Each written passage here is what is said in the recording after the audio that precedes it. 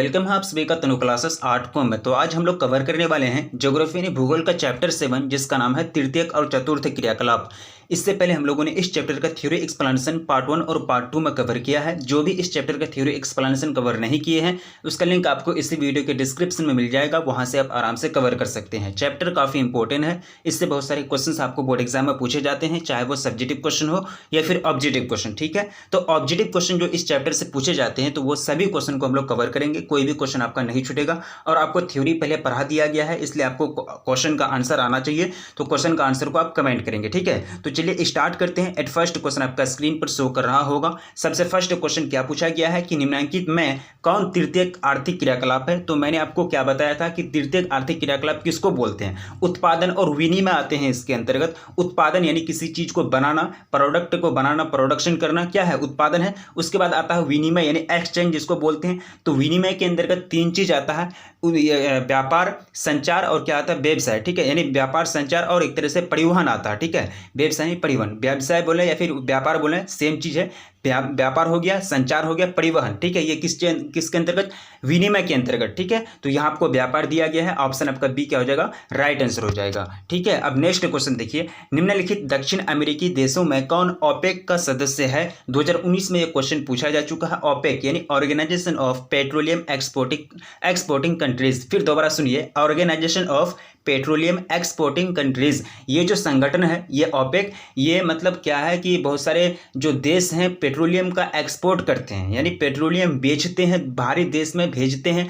अपने देश का जो पेट्रोलियम है उसको क्या करते हैं, पेट्रोल पदार्थों को दूसरे देशों में बेचते हैं। तो ये बहुत सारे देश इसमें क्या करते हैं कि संगठन के रूप में कार्य करते हैं। यानी जो सऊदी अरब हो गया, उसके बाद आपका हो गया दुबई हो गया, ये सब के पास क्या है, पेट्रोलियम है। तो ये लोगों का ये संगठन है। ठीक है, तो यहाँ जो दक्षिण अमेरिकी देशों में एक जो सदस्य है ओपेक का, वो है वेनेजुएला। ठीक है, और इसका ओपेक का जो हेडक्वार्टर है वो वियना में है। कहाँ है, वियना में। ठीक है, यानी ऑप्शन आपका डी बिल्कुल राइट आंसर हो जाएगा। अब नेक्स्ट क्वेश्चन देखिए, पूछा गया है कि निम्नलिखित क्रियाकलापों में किसमें उच्च स्तरीय अन्वेषण सम्मिलित किए जाते हैं। उच्च स्तरीय अन्वेषण यानी हाई जो क्वालिटी का, हाई जो टेक्नोलॉजी वाला जो ये होता है अन्वेषण होता है, वो किस में सम्मिलित किए जाते हैं, वो किसके अंतर्गत आते हैं, वो चीज़ आपको बताना है। तो चतुर्थ क्रियाकलाप के अंतर्गत क्या आते हैं, चतुर्थ क्रियाकलाप के अंतर्गत उच्च स्तरीय अन्वेषण सम्मिलित किए जाते हैं। ऑप्शन आपका सी बिल्कुल करेक्ट आंसर हो जाएगा। थर्ड मिस्टेक हो रहा है प्लीज़, यहाँ पंचम क्रियाकलाप हो जाएगा, क्योंकि उच्च स्तरीय संवेग जो हो जाएगा वो हो जाएगा पंचम क्रियाकलाप के अंतर्गत।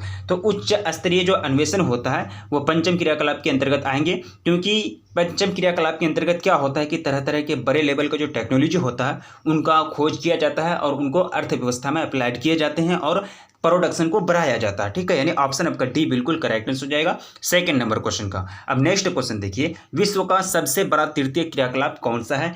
विश्व का सबसे बड़ा तृतीय क्रियाकलाप कौन सा है, ये आपको मैंने बताया था। तो यहाँ जो शिक्षण हो जाएगा यानी टीचिंग, ये क्या हो जाएगा, शिक्षण। तो ये एक प्रकार का विश्व का सबसे बड़ा तृतीय क्रियाकलाप है, पूरे विश्व में शिक्षण कार्य चलते हैं। ऑप्शन आपका डी बिल्कुल करेक्ट आंसर हो जाएगा फोर्थ नंबर क्वेश्चन का। अब नेक्स्ट क्वेश्चन देखिए, निम्नलिखित कथनों में से कौन सा कथन सत्य नहीं है, मतलब गलत है। ठीक है, वो आपको चूज करके निकालना है। तो यहाँ जो सत्य नहीं हो जाएंगे, बाह्य स्रोतन दक्षता को बढ़ाता है और लागतों को घटाता है। बिल्कुल, बाह्य स्रोतन बाहरी कंपनी आते हैं, विदेश के कंपनी आते हैं, वह दक्षता को बढ़ाते हैं और लागतों को घटाते हैं।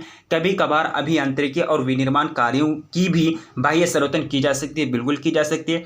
बीपीओ के पास केपीओजी, ठीक है, यानी केपीओजी की तुलना में बेहतर व्यवसायिक अवसर होते हैं, ऐसी कोई बात नहीं है। ये जो कथन है ये सत्य नहीं है, मतलब एक तरह से गलत है। ऑप्शन आपका क्या हो जाएगा, सी बिल्कुल करेक्ट आंसर हो जाएगा।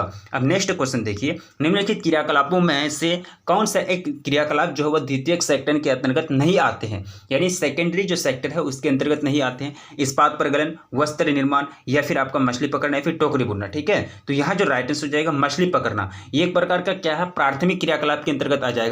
या फिर आपका हो जाएगा एक तरह से कृषि कार्य जो है वो प्राथमिक क्रियाकलाप के अंतर्गत आते हैं। तो ये द्वितीयक सेक्टर के अंतर्गत नहीं आते हैं, क्योंकि द्वितीयक सेक्टर के अंतर्गत वो सारे क्रिया आते हैं, वो सारी चीज आते हैं जिनमें क्या किया जाता है कि कच्चे माल से यानी प्राथमिक क्षेत्र से प्राप्त कच्चा पदार्थ से उत्पादन की वस्तु, सॉरी उपभोग की वस्तु तैयार की जाती है, उसी को क्या बोलते हैं, द्वितीयक कार्य के अंतर्गत आने वाले क्रियाकलाप बोलते हैं। अब देखिए नेक्स्ट क्वेश्चन, निम्नलिखित में कौन सा एक सेक्टर दिल्ली, मुंबई, चेन्नई और कोलकाता, दिल्ली, मुंबई, चेन्नई और कोलकाता ये इंडिया के भारत के 4 महानगर हैं। ये 4 महानगर को जोड़ने वाली एक सड़क एक परियोजना है, स्वर्णिम चतुर्भुज परियोजना। ठीक है, इसके अंतर्गत चारों नगर को जोड़ने का कार्य किया जाएगा फ्यूचर में, यानी भविष्य में। और ये चारों नगर के बीच की जो दूरियां हैं वो घट जाएगी। ठीक है, तो यहाँ पर ये कि दिल्ली, मुंबई, चेन्नई और कोलकाता में सबसे ज़्यादा लोगों को रोजगार देती है तो वो कौन?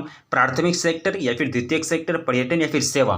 तो बिल्कुल हो जाएगा आपका सेवा, यानी सर्विस जो है दिल्ली, मुंबई, चेन्नई और कोलकाता में सबसे ज़्यादा लोगों को रोजगार प्रोवाइड करती है। ऑप्शन आपका क्या हो जाएगा? डी बिल्कुल राइट आंसर हो जाएगा 7 नंबर क्वेश्चन का। ठीक है, अब नेक्स्ट क्वेश्चन देखेंगे। पूछा गया है कि निम्नलिखित में से कौन सा क्रियाकलाप चतुर्थ सेक्टर से संबंधित है? चतुर्थ सेक्टर से, ठीक है, अब देखिए चतुर्थ सेक्टर में जो कार्य आएंगे वो काफी हाई लेवल का वर्क होगा। ठीक है, कोई सिंपल वर्क नहीं होगा। कहने का मतलब ये कि सिंपल वर्क एक तरह से कृषि करना, मछली पकड़ना, सब सिंपल वर्क है।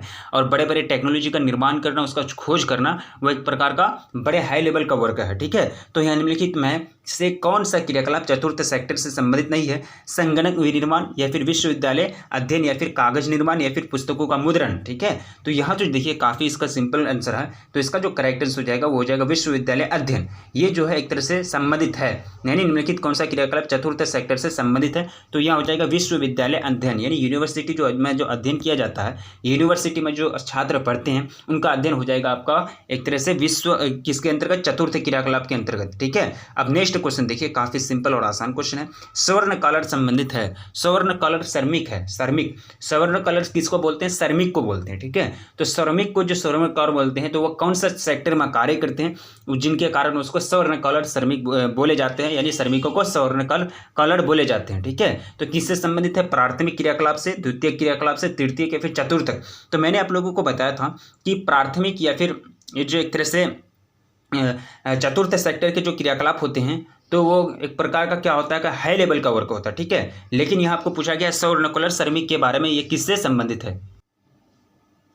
इसका करेक्ट आंसर क्या हो जाएगा? चतुर्थ क्रियाकलाप, यानी ऑप्शन आपका डी बिल्कुल करेक्ट आंसर हो जाएंगे। जैसे कि टीचर हो गए, वकील हो गए, ये लोग क्या है कहलाएंगे? स्वर्ण कलर कहलाएंगे। ठीक है, अब नेक्स्ट क्वेश्चन देखिए, लाल कलर श्रमिक किस क्रियाकलाप से संबंधित है? वो क्या था? स्वर्ण कलर। अब ये है लाल कलर श्रमिक, तो लाल कलर श्रमिक उसको कहते हैं जिनका कार्य क्षेत्र घर से बाहर होता है। अब सोचिए किनका कार्य क्षेत्र जो होगा वो घर से बाहर होगा।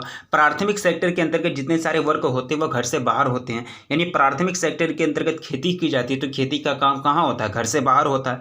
घर में बैठ के आप ये कार्य नहीं कर सकते हैं। बाकी द्वितीय कार्य घर में बैठ के कर सकते हैं, मतलब कोई चीज़ बना सकते हैं। तृतीय कार्य, चतुर्थ कार्य, ये सब घर का कार्य है, एक जगह बैठ के आप काम ये सब काम कर सकते हैं। लेकिन चतुर्थ क्रियाकलाप यानी प्राथमिक क्रियाकलाप, यानी जो प्राथमिक क्रियाकलाप के अंतर्गत खेती करना, उसके बाद मत्स्य पालन या फिर कुक्कुट पालन, पशु पालन, ये सब आते हैं। तो ये सब काम जो होता है घर से बाहर होता है, जिसके कारण इसको क्या बोलते हैं? लाल कलर श्रमिक बोलते हैं। यानी ऐसे कार्य करने वाले को, ऐसे कार्य करने वाले श्रमिकों को क्या बोलते हैं? लाल कलर श्रमिक। ठीक है, तो लाल कलर श्रमिक किस कार्यकलाप से संबंधित है? तो प्राथमिक क्रियाकलाप से संबंधित है। ऑप्शन आपका क्या हो जाएगा? ए बिल्कुल करेक्ट हो जाएगा 10th नंबर क्वेश्चन का। अब नेक्स्ट क्वेश्चन देखिए, काफी सिंपल और आसान क्वेश्चन है।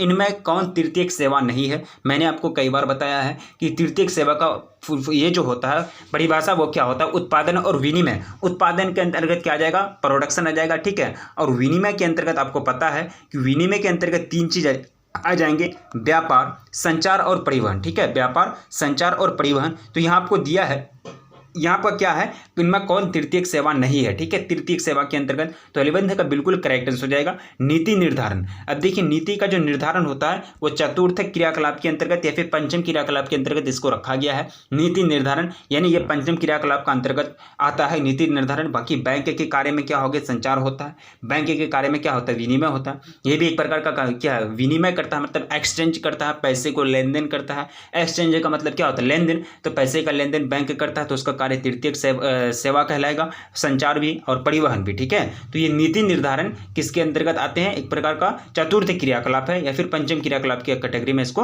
रखा जाता है। ठीक है, तो इसका हो जाएगा राइट आंसर ऑप्शन डी।